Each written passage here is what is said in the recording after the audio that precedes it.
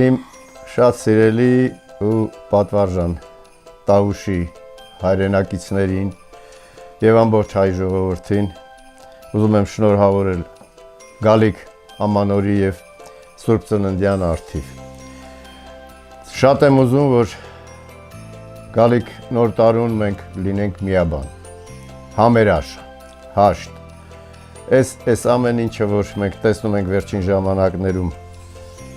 հարաբերությունների առումով, ինձ համար շատ անընդունելի է։ Կուզեմ, որ այսուհետև մենք ամեն մեկս մեր հերթին լինենք կարգապահ, լինենք մեկս մյուսի նկատմամբ ուշադիր, չնախանձենք մեկս մյուսի, չխանդենք եւ թող տա Աստված խաղաղություն լինի մեր այս փոքրիկ հողակտորի վրա, մեր զինվորները անփորձանք ծառայեն, վերադառնան իրենց օջախները, որտեղ մենք իրանց եւ ճանապարհում ենք եւ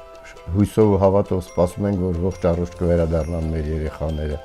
Շնորհավոր ամանոր եւ Սուրբ Ծնունդ, սիրելի բարեկամներ։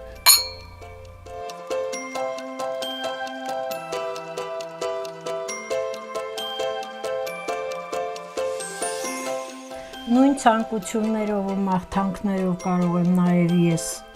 խոսել, բայց իր խոսելուց հետո ինձ թվում է կարիք էլ չկա կրկնել նույնը։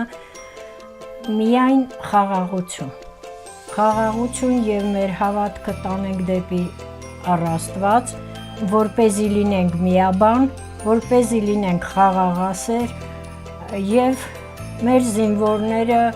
դիրքերը պահելու առումով այնքան խաղաղություն լինի, որ ոչ մի զինվորի ծնող չմտածի, որ այդ զինվորը արդյոք կհասնի իրեն թե չէ։ Ոնց ճանապարհ ենք, այնպես ընդունենք եւ միմիայն խաղաղություն աշխարհին եւ Տավուշ երկրին։